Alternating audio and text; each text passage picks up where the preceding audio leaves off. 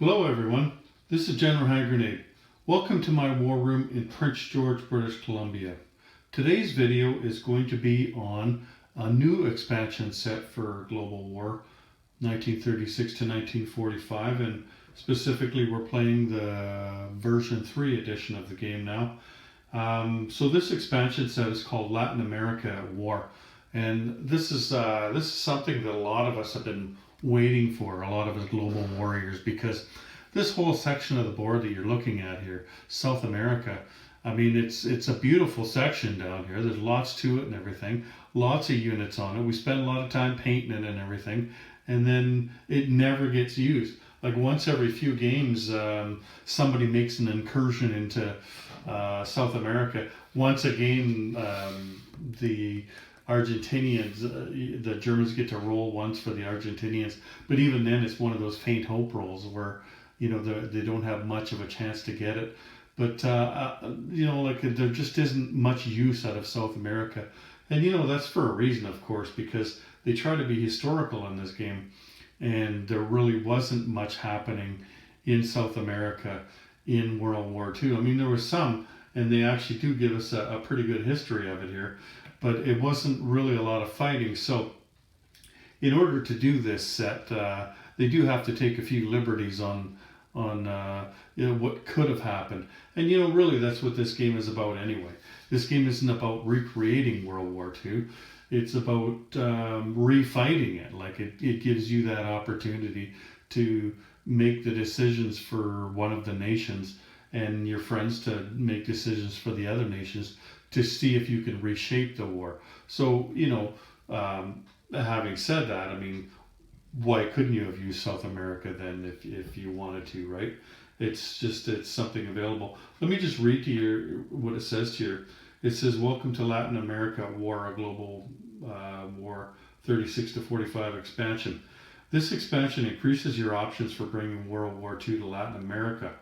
Before the war, many countries in Latin America had populations of immigrants from Germany, Italy, and even Japan.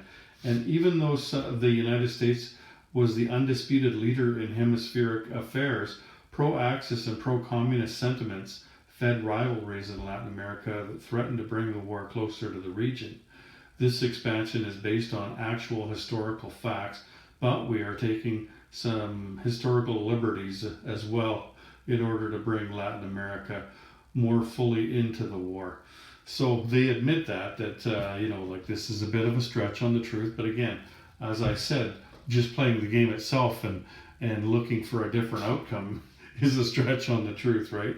Like especially if you were playing the Axis, because the Axis lost the game. Well, you don't get into this game so that you could, hey, I want to lose, so I'll be the Axis, right? Like you're gonna try to win no matter who you are, right? And you know, like that's not historical. So anyway, they give you a whole bunch of information here, and what's really cool is that this actually was done a few years ago by Will Henson, who's the lead designer for the Global War games, and Will had done this set a few years ago, but then they kind of sat it aside, and I think one of them mentioned it in a video or something like that, and another guy contacted him, a guy by the name of Stuart Brewer, and he had he has a PhD in Latin America, South America studies. So he said, "Hey, I'd like to take a look at that and you know, give you some pointers if I could." And I said, "Sure, great." So anyway, so from their lead game designer and from a guy that has a PhD in the history of this region, that's where this set comes from. And of course, they're even trying to make it better than that by putting this set out not as a finished set right now, but as a beta testing set. And that's what we're doing here today. Is we're going to try this out and see what we think of it. And they encourage you to do it as well. It's a free download. To download the rules and everything. It gives you the recommended parts, and I would have done this sooner, but I wanted to paint up some pieces and everything because I didn't have enough pieces already to match what I needed to do. And they give you a list of stuff that you need and everything. Anyway, so let's get to it, shall we? So let's dive right in here. Now, as you can imagine, much of this starts with influence, right? And we're talking about the three factions in this game influencing the nations in South America. And it's not equal, the influence that nations have down there. Like the Americans have more nations that they can influence, and the Russians have very little influence down there. We'll get into that and I'll show you what I mean. So for Germany, the US and the USSR to have the ability to influence nations, they are categorized as either being pro-Allied, pro-Axis, or neutral. Nations must be at war with a major power in order to influence countries in Latin America. So Russia, Germany, and the United States cannot influence any nations down here unless they are at war with a major power. They don't have to be at war with each other. They just have to be at war with some other major power. So it's unlikely that the Americans will get to influence what's going on down here until later. But that doesn't mean that they're not going to have some kind of control down here. We'll see coming up what that means. But anyway, for Germany to exert influence once they're at war with a major power, they can spend up to 3 IPP to influence a pro-Axis or neutral nation. Now there's 2 pro-Axis nations in here. One of them is Argentina. That's the blue guys here. And the other one is Chile. And Chile is the red guys. So 2 powerful nations there with lots of units that would look good in Germany's hands. I'm sure the Germans would think so anyway. So what happens is the Germans can spend up to 3 IPP to try to influence them. On a roll of 12,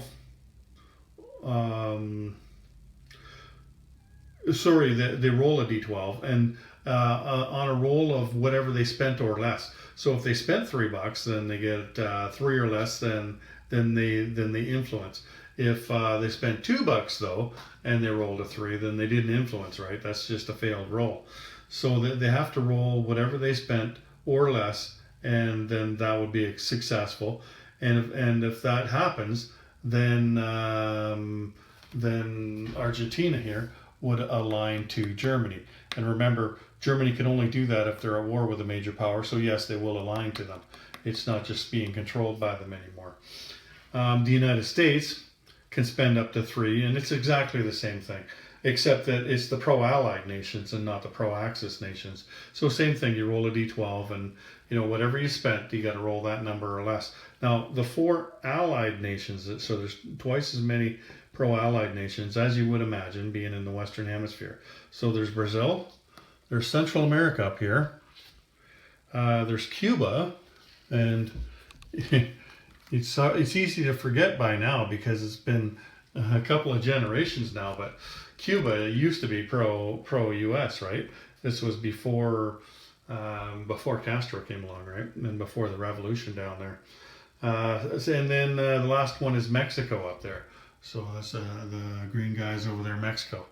Anyway, those are the pro-Allied. And then the neutral ones, there's Bolivia, Colombia, Ecuador, Paraguay, Peru, Venezuela, and Uruguay. Those are the ones that are in the middle. So either the Axis or the Allies can try to influence those as well. Now, as far as the Russians go, they're different. Like there is no pro-commie countries down there. They might have had some friends down there, but there's no nations that are leaning towards it. So it's more difficult for them to influence one. Whereas the United States and Germany could have paid 3 and then rolled a 3 or less. The USSR can only spend 1, and but the one thing that they can do is they can try to influence any of the nations, right? Doesn't matter if it's pro-Axis, pro-Allied, or neutral. They can influence any of them. So obviously they probably want to pick the more powerful ones, the ones with the most units on them. Like Brazil has a couple of boats, and it's got a factory, and it's got a plane here. It's hard to see because the green on green here. But like in Peru's got 3 boats, and Argentina's got a couple boats. They've got a fighter and a couple of units. So they would probably pick the ones that would help them the most if they were going to do that. But again, they would have to be at war with a major power. Then they would have to pay an IPP, and then roll a 1 in order to influence any of those nations. So you see how things are set up here right now. This is the alternate setup, and they give you those. They show you what the alternate setups are, and I've given them to you. There is one change though, and I'll show you that later. And it has to do with this one here, and right now there's none on this one. There's a war that can happen between a couple of countries there in 1941, so you would adjust that setup as well if you wanted to add that. And I don't see why you wouldn't, so I would probably do that. So how you really play this, so like that's just how you influence these things, right? But in the beginning of the game, starting before anybody even takes a turn. So before Germany's turn goes, you might as well just let the German player do it. Okay, Germany, it's your turn, so roll for Latin America. And then what they'll do is they'll roll a d12. Now there is a chart here. It's 3.1. And on that chart, there are 12 different things that can happen. So you're going to roll a d12, and whatever number that comes out to, that's how you will decide which one of these things happens. Now, some of them can only happen once, and so if you re-roll it again, then you're just going to roll something else. Some of them can't happen yet because of circumstances, so you'll re-roll again to try to get a different number. And some of them that you roll, like there's a few coups here. There's Allied coup, Axis coup, and a Communist coup. Well, then there's another table just beyond that, 3.2, and there's 12 nations there in Latin America. Each one of them is assigned a number, and they're alphabetical. So Argentina is number 1, and Venezuela is number 12, and all the other nations are in between, right? So if you rolled one of those ones, then you need to know what nation that coup is happening in. So you rolled a 1, that's an Allied coup. Then you would roll the die again and find out where that coup is happening, because then you know what nation you're in, and the rules change depending on what they are. So let's just get into that right now, the Axis coup. And I did have to call Will before I started this video because I needed some clarification on this. I think we're going to go the way that I'm going to explain it to you, but you'll see when the final rules come out. But I'm pretty sure I know what's going to happen, and I'll tell you what that is. So a coup pushes one Latin American nation further into the Allied camp. If that nation is pro-Allied, it aligns with the U.S. If it is neutral, it becomes pro-Allied. And if it is pro-Axis, it becomes neutral. So that's pretty self-explanatory. Like if you were to try to do it here in Brazil, and then so you rolled a 1, and that was an Allied coup. And then you rolled a 3, which is Brazil. Well, you go, yay, and you take all the units off, you take the roundels off, you put the American roundels on, American units on, and you adjust the income tracker. But you couldn't do that, though, if America wasn't at war with a major power yet, right? Like if this happened on the first or second or third turn, long before Americans have gone to war, then that can't happen. And this is what I needed clarification on. And so, but, yet there is a coup there, so something needs to happen, right? And so if you can't make it happen, then like if you can't get them to go closer to being Allied aligned, like already you've got a neutral nation going to be Allied control, you've got an Axis nation going to be neutral.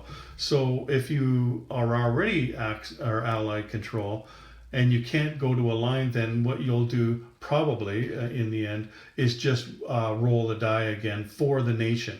You've already picked Allied coup, you're just going to try to pick a different nation. So you had a 3, now you're going to roll it again. Let's say you get a 1, so that's Argentina. Well, now Argentina becomes neutral instead of Axis controlled. You got that?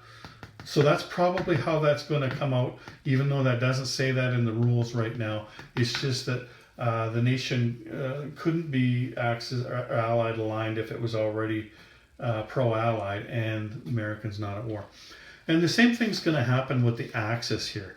So if Germany's not at war and the same thing happens, they roll a 2 for the Axis coup, and then they roll a 1, and it turns out Argentina.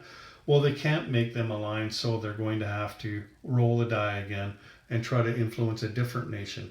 You already have the Axis coup. You'll just try to pick a different nation with the die. If the if the nation you get is neutral, then it becomes pro-Axis, and if it was a pro-allied nation, then it becomes neutral. Anyway, so a communist coup. So a coup pushes one Latin American nation towards Soviet-style communism. Soviet influence expands in this nation such as they can spend up to 3 IPP on influence. So it's not automatic, right? Like the other ones were automatic. You just, oh, okay, I rolled that nation, so these guys move closer to being an ally or being Axis, right? Not with the communists. With the communists, if you roll it, you get a 3. Okay, that's a communist coup. Then you roll it again. Let's say you get another 3, and that's Brazil. Well, now you get the choice. You can, if you're the Russians, you can spend up to 3 IPP to try to gain control of that nation.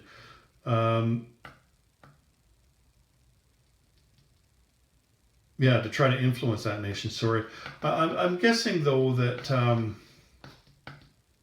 since there is no pro-communist one, that you probably have to be at war in order to do this though, because there is no pro-communist markers or anything. So I'm thinking that's what's going to have to happen in order to get that to be Russian. Then you would have to, again, you would have to pay up to 3 IPP and roll.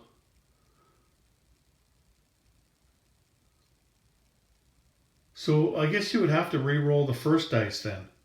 Like rather than getting communist coup, if the Russians were not at war, then you would probably have to roll the die again to see if you could get something different, because the Russians don't have the ability to influence somebody. In this case, that would be my guess. We'll see how that comes out in the end. I'm sure they'll make something up that you'll either re-roll or something else will happen for the communists there, because that like you gotta follow the mechanics of the game as well, right?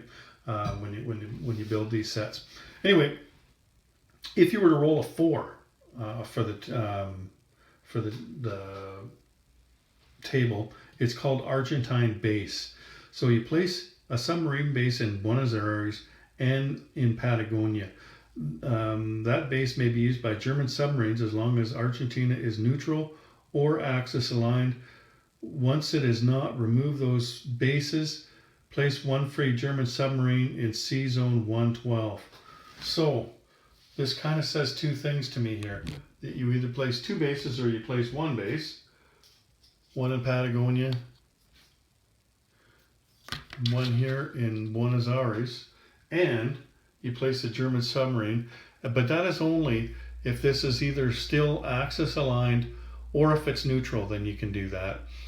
If it became Allied aligned, then you would have to remove the bases, but you would leave the sub though. They didn't say anything about removing the sub, but you do get a free sub out of it. So anyway, that's what happens there. If you rolled a 5, that's war. So Brazil and Argentina go to war. The US controls Brazil, and Germany controls Argentina. If the US and Germany were at war with each other, then you would align both those nations. So these guys here, you would take all this stuff off, they would become Germans. And these guys over here, you would take all that stuff off, those guys would become Americans, replace the roundels. Do your magic on the industrial production chart there, because both of their incomes would go up because of that. So that's what happens if they go to war. Number 6, if you roll a 6, that's saboteurs. So Axis agents send an explosive laden plane to hit the Panama Canal. The canal suffers 2d6 damages, only 5 of which can be repaired each turn. Resolve this only if the US is at war. If the US is not at war, then roll again. So the Panama Canal is right down here. It's controlled by and guarded by the Americans. So what they're saying is some act of terrorism there brought it down, and you roll 2d6. But that's only if the Americans are at war that you can do that. And then let's say you rolled an 8. Well, that's going to take at least 2 turns for the Americans to pay off that damage in order to be able to use the Panama Canal again. Okay, so if you rolled a 7, that's called Falkland Islands. So if Argentina is Axis aligned, place a free militia of the aligned major power in the Falkland Islands and the roundel of the Argentina's aligned major power. If Argentina is not Axis aligned, then roll again. So probably what would happen if this country was aligned, it would probably be aligned to the Germans. It could be anybody, but probably the Germans. Let's say it is Germany. Well, what happens is if you rolled that 7, then you would put, these would be Germans, right? You would put a German roundel here, and you would put a German militia here. That's what the Falkland Islands is. And then, if you rolled an 8, it's called Axis agents. So Axis agents provide shipping details to submarines. Select one German submarine along any line connected to Latin America, and that unit gains +2 convoy rating this turn. Now there is only one convoy line that I can see that's connected to Latin America, and that is this one here. That's the New York to Rio de Janeiro line. So on that turn that you rolled that, the Germans can gain +2 convoy rating. So you're rolling before the German turn begins. If you were to roll that 8, then maybe you weren't planning on rating, doing any convoy rating there. Well, now maybe you've decided it might be a good idea because you've got +2 over there, right? So that might change your mind what you're going to do for Germany if you have a sub in the area. Now, number 9, if you rolled a 9, is Japanese influence. So Japanese connections to the fishing industry in Peru help Japan gain influence. If Peru is neutral or Axis aligned, place a submarine base in Peru. Japan may use this base. Place one free Japanese submarine in Sea Zone 106. Once Peru is not Axis aligned, remove the base. So there's Peru right there. And there's your free sub. You get a free base and a free sub. And then if that Peru becomes not aligned to the Axis or neutral anymore, then you have to remove the base. But it does not say remove the sub, so you get a free sub out of it. If you rolled a 10, the Lesser Antilles oil. So the vulnerable oil refinery in the Lesser Antilles is easy prey for German submarines with deck guns. German submarines that convoy raid in Sea Zone 76 this turn gain a +2 modifier. Let's just move this up a bit. This is Sea Zone 76. These are the Lesser Antilles. So if you want to raid this convoy line right here, the New York to Rio line right there, then you get a +2. So just like that other one there, you might not have been planning to do it this turn, but hey, might as well take a shot if you got a sub in the area, if you're going to go +2 on it, right?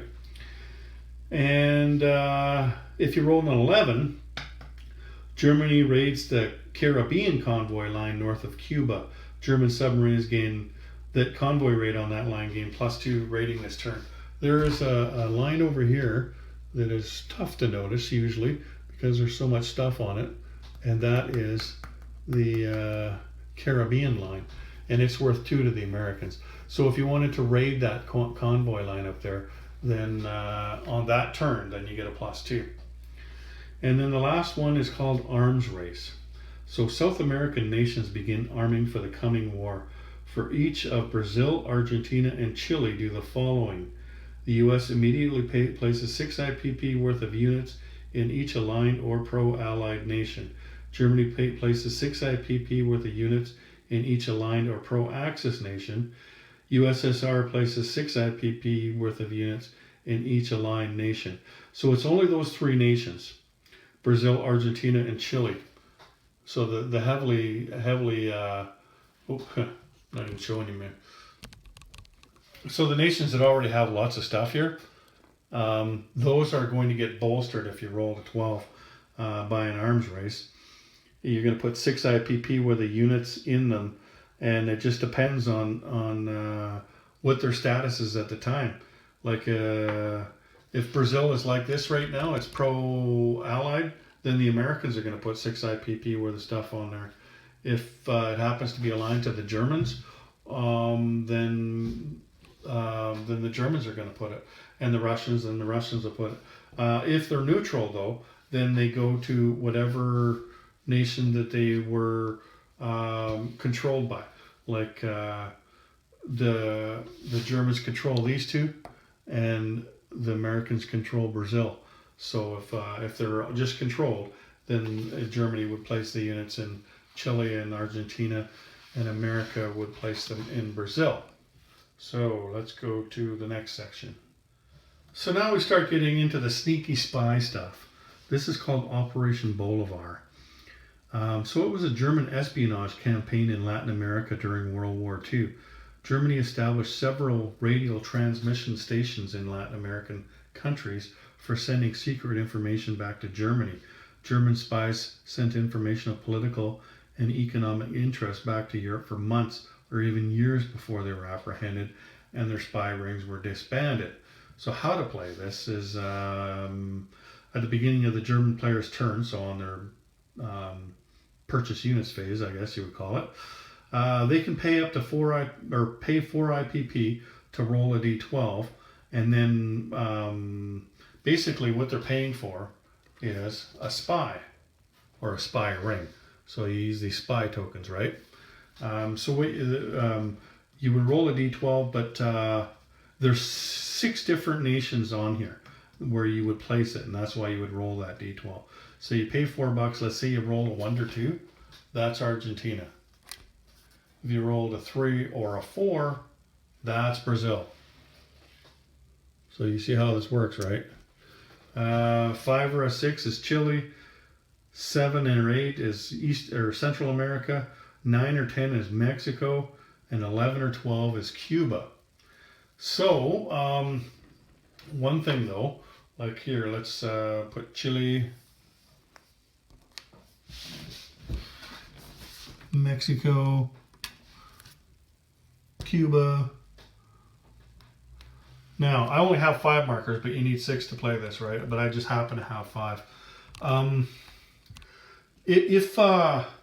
Like when you pay your 4 IPPs, if you already have a spy in that country, then don't worry about it. You don't lose your 4. You just re-roll again. But if you've got 5 markers down, there's only 6 that you can possibly do, then there's no point in even rolling. You know that it's going to go in Latin America, right? But I mean, if there was a choice between Latin America and Mexico, you'd have to keep rolling that die until you figured out which one it went to, right? So you just re-roll if you've already got a marker in that territory. So what happens with those guys is, each turn before Germany player begins, he makes a D12 roll for each of the Latin American countries with spy markers. Let's say I had 5 markers on like I do right now. On each roll of 4 or less, the US player must give up 2 IPP to the German player. This represents that intelligence was successfully passed from the country in question to Germany. So I would just take 5 D12. I wouldn't even need to say this is from this country, this is from that. Doesn't matter which country it's from. Just if you had 5 spy markers down, roll 5 D12s, right? And any of them that are 4 or less, the American has to actually pay the German, not pay to the bank. They have to pay the German $2. But then there's counter espionage. So when the American player takes his turn, at the beginning of his turn, he makes a D12 roll for each Latin American country with a spy marker. So in this case, again, there's 5 of them. He would roll 5 D12s. And then if it's a roll of 4 or less, the spy network is disbanded. So you would take the marker off.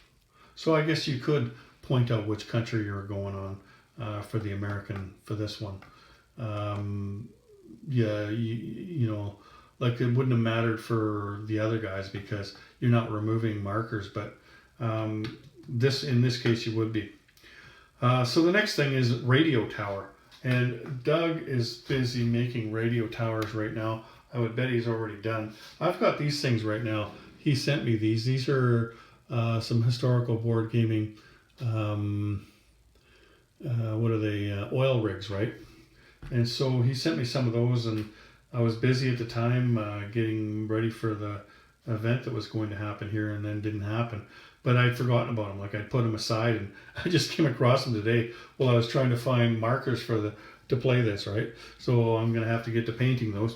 Anyway, he's making up some radio towers. So Germany may place a radio tower in a neutral or pro-Axis nation by paying 2 IPP and placing the tower. The tower provides the German player with his choice of either +1 convoy rating die roll for any submarines within 3 sea zones of the tower, or a +1 influence roll for that country.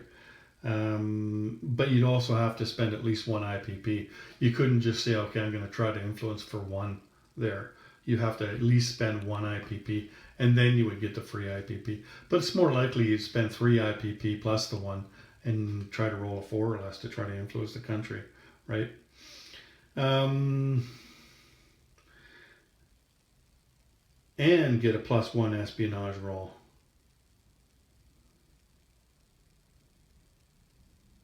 So the tower can be destroyed on a successful counter-espionage roll. So the American player would make a roll to try to destroy that. And I guess it would be, it says C4 too, the previous one, so I guess it would be on a 4 or less. So they would try to do that on a 4 or less. I'm just reading here about the Germans though. So they would get the influence roll, like the +1 IPP on that, but they would also get +1 on their espionage roll. So their espionage roll is at 4, so they would also get an espionage roll, or they would be at 5. Like, let's say you had the tower right here in Brazil, right? If it was in the same zone there. Oh, sorry, from the same country. So it doesn't even have to be in the same land zone, same country. Then these guys, you would get to roll a 5 to try to make the Americans pay you two bucks. Now, the other thing was, if I didn't mean to gloss over that, I wanted to show you, was you could place one of these things in any territory, right? Like, you could place it in this territory right here. This is Uruguay, and then you could go three zones away for your convoy rating and get +1. So you could go here. You could roll. There's this one here 2. There's this one here 3. So all 3 of these zones you could raid the New York to Rio line. But look over here too. 1, 2, 3. There's this line, and this line up here that all converge in C zone 79, and that's within 3 of that radio tower down there. So you could get +1 modifier on your rolls just from being in this one spot over here. I think that one spot might be unique in that. I guess in Brazil you could do it as well, couldn't you? Yeah, you could do it in Brazil as well. But over here you're too far away though. Anyway, that's interesting. You could actually go across there and influence them. And so that's the Operation Bolivar. This means war. Okay, so this is the last part. This is called War of 41. And what it is, it's a war between Peru and Ecuador. So this is Peru right here, and this is Ecuador right here. Oh, wait a minute. I set these guys down in the wrong spot. These guys here should be over here. I got the wrong guys going to war. There we go. There we go. So, this guy's going against these guys. All right. So the USA controls Ecuador and Germany controls Peru. So at the start of the, I guess you would call it the July of 1941 turn, the both sides make a secret investment in the war by purchasing one military unit for their controlled minor. Germany and US reveal their choice and place the units simultaneously. Okay, so what's going to happen is Germany decides, okay, I'm going to buy this, and the American player decides I'm going to buy that. And then once you reveal them, then you can't change it. Like you can't, oh, well, you're buying a fighter. Well, I'll buy a fighter too. No, no, no, no, no. Like the whole point of this is the other side doesn't know, and they can't change it after they buy theirs. So you both buy your stuff in secret. You'll put the money aside and everything, and you'll whip the unit out. Once you've shown that unit, you can't change it, okay? It doesn't say that here, but that's the only way to play that, you know.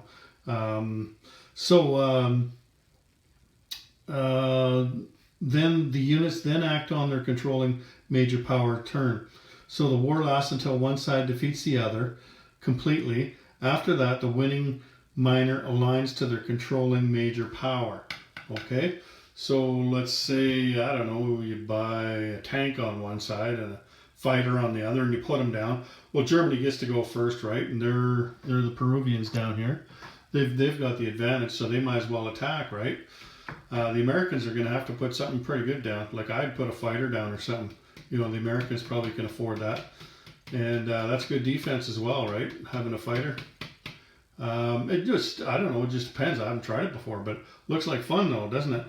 And there you go. Like you're going to have a small war between the two. And then whoever wins, those are going to join the Americans or the Germans, right? And of course, if they're not at war yet with a major power, then but they'll be getting close. Like even the Americans will be getting close, if not already at war. But even if they have to be controlled, and then America goes to war a turn or two later, well, then they will be aligned, right? Anyway, so that's how that's going to work. So I'm just going to come back in a second, and we're going to finish this off. So after sitting down and putting all these units on the board and scoping it out and everything, I think it's going to be a good set. I think it's going to be a very popular set too, because as I mentioned at the start of the video, I mean, nothing happens in this corner of the board. It's kind of a drag. And you understand why. I mean, nothing happened there to begin with, but you know, we always kind of, well, they should fight, you know, like, and so we've been waiting for something like this to come along, right? But, you know, it would be kind of disingenuous to say, okay, everybody fight, you know, like it's, the way they did it is actually pretty cool, you know, where there's influencing going on. Some sides are leaning this way, some sides are leaning that way, and none of them are particularly leaning towards the Russians. So that's about right, like it should be. And then, you know, there's a war in 1941, which is historical. That's cool. And just, you know, like you could see Brazil and Argentina going to war at some point in time with the rest of the world at war like that. Like that could happen. And then the spying. I mean, that was something that was pretty big down in South America, was the spying that was going on down there, especially further north up in, you know, as you get closer to the United States. People don't realize how many German spies there were in America. It'd be tough to be a Japanese spy there, you know, because you don't look the same as the Americans did back then, right? But the Germans, they looked exactly the same. And so I've actually done a lot of research into the spying aspect of World War II, and there was a lot of them in North America. So they were also in South America too, right? The Panama Canal was a really, really big deal in war, even more so than in a time when, like now, where it's just moving of goods around. I mean, it's important now, but it would be even more important during a world war. So yeah, you know, like that spying would have been an important part of that. And I like the way they did this. I can't see that too many changes need to be made. A little bit that I talked about, you know, like with how they worded some of those things and maybe re-rolling. But other than that, I really like it. I think that this is one that I'll actually end up using. I don't think it's going to be one of those ones where it's a game changer. You know, like some people don't like to play turkey at war over here, because you're right in the middle of the game, Middle Earth as I like to call it. And, you know, like there's a lot of units in there. And for one side to all of a sudden get all those units, you know, just it makes for, you know, like a big swing to one of the three sides. Whereas this down here, you know, like not everything's going to swing to one side, right? Like they're going to fight over it. By the time one side gets the upper hand, you're probably getting near the end of the game anyway. And even at that, you're not on the way to like you're not in Middle Earth over here. You know what I mean? There's no capitals around you here. There's one up there, but I mean, you're just as close over here to going across as you are from down here and going across, right? So I like that. There's some money up for grabs over here, lots of territory, and a way to use all these units that I so meticulously painted over the years and haven't been able to use yet. Like all these units, they've never seen war. All these guys over the year, they just just no, I'm supposed to go in Brazil. Go set me down in Brazil. Okay, I'll see you later.